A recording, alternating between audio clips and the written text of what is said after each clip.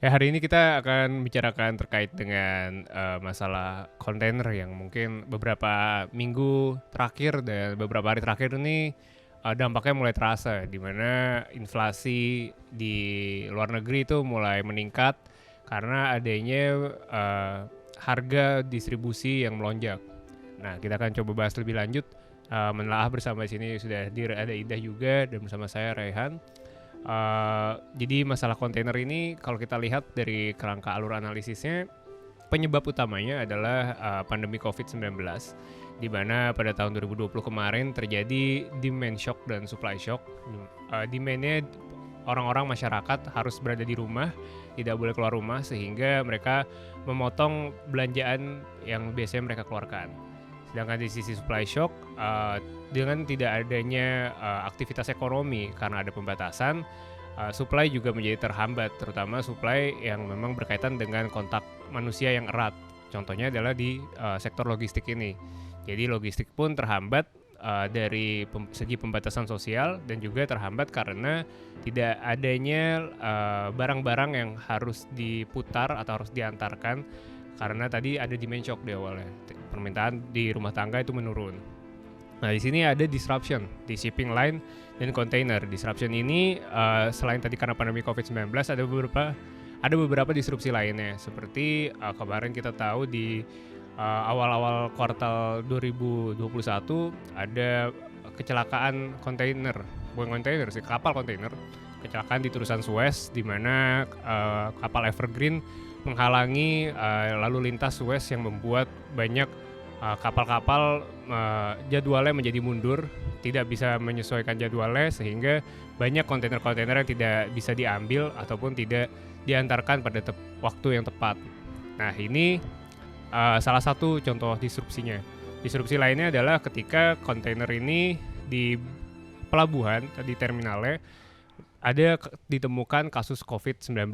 Kasus positif COVID-19 ini akan menyebabkan isolasi atau karantina, sehingga para pekerja yang biasanya memuat dan melakukan loading out dari kontainer ini tidak bisa masuk atau tidak bisa full kapasitasnya, sehingga jumlah kontainer yang datang itu tidak bisa diimbangi dengan jumlah orang yang bekerja di terminal-terminal atau di pelabuhan-pelabuhan. Ini menyebabkan disrupsi lebih lanjut terhadap kontainer ini. Nah, disrupsi lainnya adalah ketika sekarang sudah ada pemulihan ekonomi global. Pemulihan ekonomi global ini dilihat dari permintaan belanja masyarakat yang meningkat. Ketika ada permintaan belanja yang meningkat, maka ada permintaan perputaran barang yang juga meningkat. Dan otomatis jalur perdagangan melalui kontainer ini juga meningkat. Sedangkan dengan ada disrupsi tadi dan pemulihan ekonomi yang tidak merata di berbagai negara, seperti misalnya sekarang di Indonesia sedang melandai, tapi kita lihat di Jerman sedang meningkat. Nah, ini menyebabkan adanya mismatch antara logistik di Indonesia maupun logistik dengan negara-negara mitra dagang utamanya. Jadi ada mismatch supply dan demand, di mana lonjakan biaya angkut ini juga dipengaruhi atau mempengaruhi pengiriman yang akhirnya lebih lambat. Dampaknya kalau untuk Indonesia sendiri paling dirasakan adalah untuk perusahaan skala kecil dan menengah, di mana akan bisa menyebabkan hambatan di segi cash flow-nya, dan juga pengiriman pesanan yang lebih lambat, sehingga bisa menyebabkan mungkin distrust atau ketidakpercayaan dari konsumen di luar negeri. Dan yang terakhir, bagaimana kita akan membahas bagaimana government intervention atau intervensi pemerintah, baik dari sisi fiskal dan keuangannya, untuk membantu UKM terutama dan mengatasi kelangkaan kontainer ini. Ya, mungkin kalau kita lihat dari datanya, pertama di sini ada indeks kenaikan biaya angkut kontainer, di mana kalau kita lihat ada perbandingan dari satu tahun 2021 dengan satu tahun 2020, di mana kalau kita lihat dari Freightos Baltic Index, mereka mengeluarkan Global Container Index, angkanya itu naiknya itu mulai dari April 2021 dan menyentuh angka tertingginya itu di Agustus 2021 sebesar $10.323. Ini peningkatannya sebesar 430% dibandingkan bulan yang sama di tahun sebelumnya. Jadi peningkatan ini sangat signifikan dan akan sangat berdampak terhadap pengiriman kontainer, baik itu penjual, eksportir, ataupun importir. Nah, ada beberapa yang tadi saya sudah sebutkan di awal, memang ada permasalahan di segi permintaan dan penawarannya. Kalau kita lihat, pertama dari sisi penawarannya, ada 3 masalah utama. Yang pertama itu ada masalah distribusi kontainer di Cina akibat temuan kasus positif COVID-19. Dan ini bukan hanya masalah kasus positif COVID-19 saja, tetapi kasus positif ini ditemukannya di pelabuhan yang memang sangat vital bagi jalur pelayaran kontainer, di mana pelabuhan Ningbo Zhoushan dan Yantian itu di lockdown. Nah, kedua pelabuhan ini adalah salah satu kedua pelabuhan terbesar di dunia yang traffic terhadap kontainer itu cukup banyak. Yang kedua, ada penutupan sementara beberapa pabrik di Vietnam. Ini menyebabkan kontainer-kontainer di sana menjadi tidak terpakai dan tidak bisa diangkut lagi, sehingga jumlah kontainer yang tersedia untuk mengangkut barang-barang di tempat lain juga terbatas. Dan yang ketiga, tadi sudah saya jelaskan di awal, kecelakaan di terusan Suez mengganggu frekuensi lalu lintas kapal. Kalau dari sisi permintaan, ada 2 masalah utama. Yang pertama itu peningkatan permintaan akibat pemulihan dan stimulus pemerintah di Amerika Serikat. Ini mengakibatkan banyak tempat-tempat atau brand-brand retail-retail yang tidak bisa memenuhi permintaan tersebut karena stoknya yang tidak cukup. Jadi dia mengakibatkan permintaan yang lebih banyak lagi ke tempat produksinya, di mana tempat asal produksinya itu berada di luar Amerika yang harus dikirim melalui kontainer. Dan masalah inventory itu juga menyebabkan lonjakan permintaan seiring dengan tren pertumbuhan ke depannya. Ini juga menjadi disrupsi yang cukup akan terus melakukan pengaruh negatif terhadap jalur kontainer di dunia. Ya, kalau kita lihat dari data perdagangan, baik itu perdagangan global yang melalui jalur maritim, baik menggunakan kontainer atau menggunakan tanker atau menggunakan jenis kapal lainnya. Kita lihat di sini dari data Unstat di tahun 2021 memang ada mismatch antara produksi dari kontainer. Ini kita bisa lihat untuk kontainer yang ada di garis berwarna orange yang di grafik sebelah kanan, sedangkan untuk yang trade-nya itu ada di sebelah kiri, di mana growth trade ini lebih besar dibandingkan dari growth jumlah kontainer yang diproduksi, sehingga memang pada dasarnya sudah ada mismatch di industri kontainer ini. Untuk lebih lanjutnya mengenai industri kontainer ini akan dijelaskan oleh Indah. Mungkin Indah bisa mengelaborasi lagi nih bagaimana tataran pemain aktor di bidang kontainer di dunia ini. Membicarakan terkait container shortages ini yang merupakan sebenarnya permasalahan struktural, tidak terlepas dari pembicaraan terkait aktor-aktor yang terlibat di dalamnya. Nah, di sini juga kita perlu melihat nih bahwa dalam pasar pelayaran sendiri setidaknya terdapat 8 aktor utama yang kemudian tergabung di dalam 3 aliansi. Nah, aliansi ini yang kita kenal dengan 2M yang terdiri dari Maersk dan MSC, kemudian ada Ocean Alliance yang terdiri dari COSCO, CMA, CGM, dan Evergreen, dan yang terakhir itu ada The Alliance yang terdiri dari Hapag-Lloyd, One, dan Yang Min. Nah, yang perlu kita garis bawahi bahwa ketiga aliansi ini sebenarnya itu mengambil sekitar kurang lebih 80% pasar dari industri pelayaran sendiri. Nah, kemudian yang juga menarik untuk kita lihat bahwa pemain-pemain internasional ini juga bermain di pasar domestik Indonesia sendiri.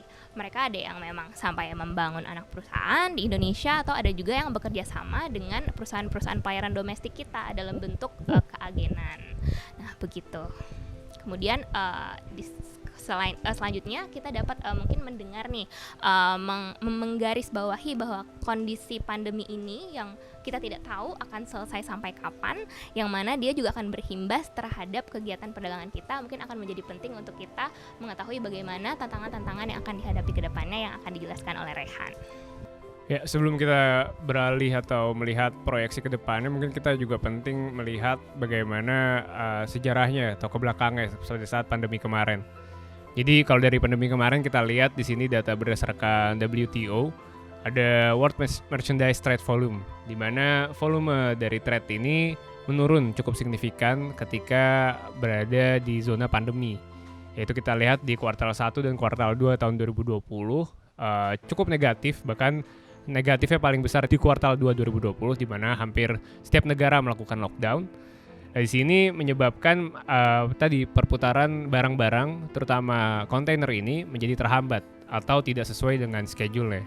Dan kalau kita lihat memang ada kata-kata yang cukup bisa menggambarkan bagaimana kondisi atau situasi kontainer pada umumnya atau secara ideal ya, di mana ships follow trade. Jadi kontainer yang dibawa oleh kapal-kapal itu akan mengikuti bagaimana perputaran atau pergerakan dari trade di seluruh dunia. Ketika trade itu tidak berjalan, maka ships juga tidak berjalan, maka kontainer juga tidak terangkut. Nah, ini yang menyebabkan kekhawatiran ke depannya. Kalau kita lihat data di Indonesia sendiri, neraca perdagangannya saat ini kita mempunyai atau menikmati surplus neraca perdagangan, di mana ekspor kita lebih besar daripada impor. Nah, hal ini justru mengkhawatirkan sebenarnya, karena kalau ekspor kita lebih besar daripada impor, maka ekspor kita akan lebih banyak membutuhkan kontainer, sehingga lebih banyak kontainer yang keluar dibandingkan kontainer yang masuk. Nah, ini akan menimbulkan kelangkaan kontainer yang lebih parah lagi, dan menyebabkan akhirnya kenaikan harga. Nah, kalau kita lihat penting juga kita bisa mendeteksi dan menganalisa bagaimana hubungan ekspor-impor kita terhadap negara mitra dagang kita. Nah, kalau kita lihat datanya untuk ekspor non-migas Indonesia itu ternyata memang paling banyak kepada Cina dan Amerika Serikat serta India. Nah, 3 negara ini menjadi negara mitra utama yang harus kita jalankan hubungan baiknya, di mana karena kita berhubungan ekspor dan impor, maka kita berhubungan secara langsung untuk pengiriman dan penerimaan kontainernya. Kalau kita tidak bisa memiliki hubungan baik, maka bisa saja kita akan mengalami kelangkaan kontainer yang lebih parah, bahkan lebih parah dari yang ada sekarang. Dan kalau dari impornya juga bisa dilihat, memang Cina masih menjadi negara mitra dagang utama yang paling penting bagi Indonesia. Karenanya penting juga bagi Indonesia untuk melakukan hubungan diplomasi maupun hubungan non-diplomasi melalui hubungan antara bisnis to bisnis dengan perusahaannya. Untuk dampak dari peningkatan harga terhadap Indonesia, baik tadi secara spesifik di UMKM ya, itu mungkin bisa dijelaskan oleh Indah nih ya, karena Indah sempat menemukan beberapa kajian-kajian yang sudah dilakukan ya. Betul sekali, Ray. Jadi kalau misalkan kita membicarakan tentang kelangkaan kontainer ini, itu satu yang memang terpukul adalah teman-teman yang dari UMKM. Nah, ini menjadi penting untuk kita bicarakan karena UMKM sendiri di Indonesia itu memiliki kontribusi yang sangat besar. Itu misalkan di tahun 2020 saja itu 64 juta UMKM itu berkontribusi terhadap 60% PDB kita. Gitu. Namun memang yang harus di-highlight adalah mereka belum begitu mendukung untuk sektor ekspor kita. Nah, kemudian sejalan dengan pandemi dan juga kelangkaan kontainer yang terjadi, ini memberikan kondisi yang sangat sulit bagi mereka, sehingga jangankan untuk semakin meningkatkan, mereka saja untuk bertahan itu sudah sangat sulit sekali. Hal ini tidak terlepas dari beberapa kesulitan yang mereka alami terkait dengan likuiditas mereka, kemudian arus kasnya, dan juga bagaimana mereka bisa mengembalikan pinjaman-pinjamannya itu dalam menjalankan bisnisnya. Nah, kemudian di sini ada juga hasil studi yang dilakukan oleh LPM FEB UI dan juga UNDP. Jadi di situ mereka melakukan survei terhadap para UMKM ini, dan memang baik dari yang mikro, kecil hingga yang besar itu menyatakan bahwa mereka tuh lebih baik dalam kondisi sekarang, ya udah mereka berbisnis saja di dalam negeri dulu, belum memikirkan untuk melakukan ekspor dan segala macamnya. Yang mana hal ini menjadi bertolak belakang dengan tujuan pemerintah sendiri untuk melakukan UMKM go global. Jadi ini sangat penting sekali untuk kita perhatikan, seperti itu, Ray. Ya, mungkin untuk sebagai menyimpulkan ya, kajian dari tim analis Laboratorium Indonesia tahun 2045 ini menemukan beberapa poin-poin penting yang bisa menjadi bahan-bahan pertimbangan untuk pengambilan kebijakan ke depannya. Yang pertama, memang dari kajian kita sangat sulit untuk menemukan data pelayaran utama yang ada di Indonesia, terutama data-data yang berkaitan dengan pelabuhan yang lewat mana, frekuensi kapalnya seperti apa, siapa nama pelayarannya, dan jenis serta ukuran kapalnya bagaimana. Itu kita sangat sulit untuk menemukan data tersebut. Kekurangan data ini justru bisa menyebabkan pengambilan kebijakan yang tidak akurat, sehingga perlu adanya pembenahan data.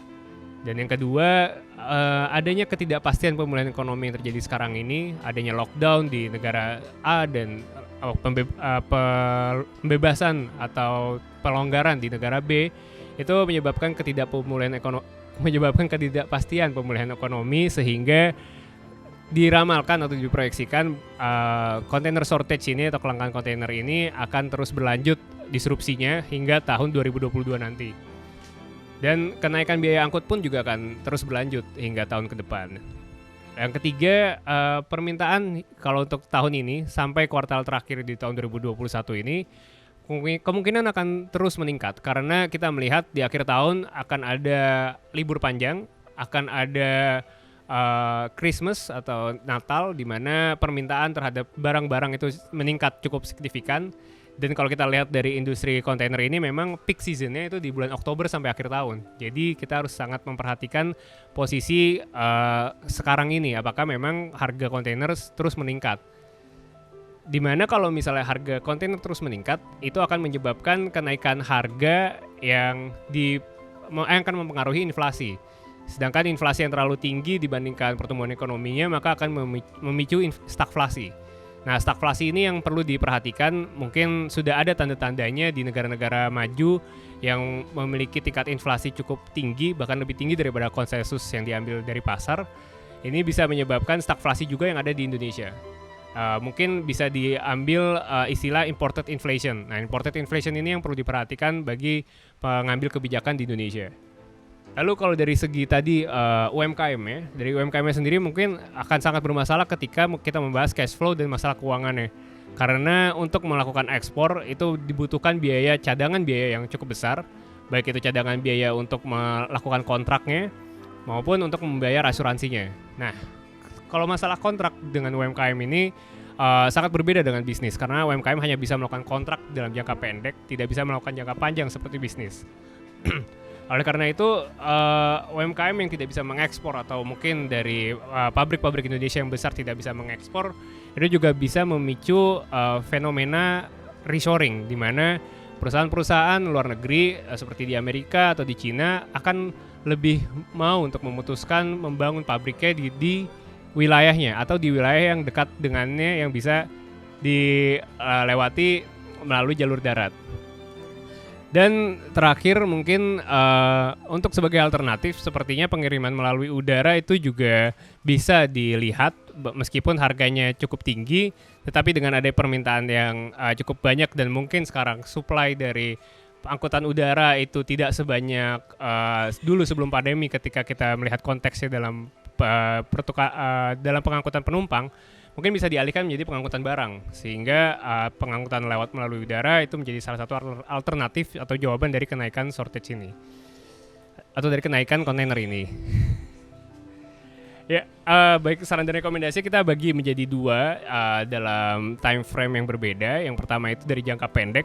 Jangka pendek yang bisa dilakukan pemerintah saat ini mungkin adalah untuk membuat gugus tugas khusus di Komite Pemulihan Ekonomi Nasional. Karena kita tahu sendiri Komite PEN ini yang mengurusi A sampai Z dalam kondisi situasi COVID-19 saat ini.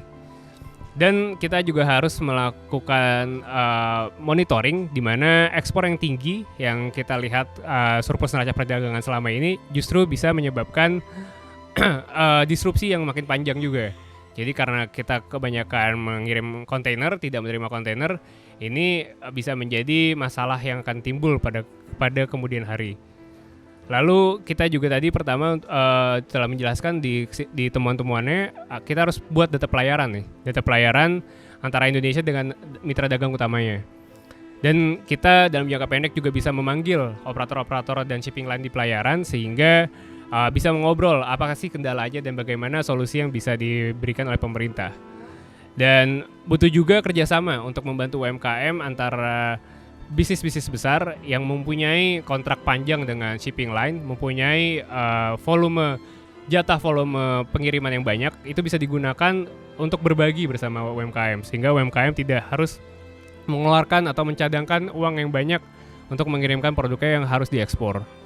Dan yang terakhir mungkin di sisi kerjasama dengan negara-negara mitra dagang tersebut, kita harus mengadakan diplomasi bilateral Diplomasi bilateral yang memang tadi kalau kita lihat ada Cina menjadi mitra dagang utama kita, sehingga kita harus punya hubungan baik dengan Cina agar bisa menyelesaikan masalah kontainer ini bersama-sama. Dan yang terakhir untuk skema dan insentif bagi UMKM itu mungkin akan sangat berguna sekarang ini. Bukan skema atau insentif untuk mengekspansi, tapi mungkin skema atau insentif untuk meringankan beban cash flow-nya bagi mereka yang berorientasi ekspor. Dan untuk jangka panjangnya sendiri, memang secara struktural data di Indonesia terkait pelayaran ini sangat terbatas, sehingga kita sebenarnya di jangka panjang berharap untuk menambah jumlah armada kapal pengangkut kontainer seiring dengan peningkatan ekspor Indonesia. Ya, mungkin demikian ya dari kajian terkait kontainer ini.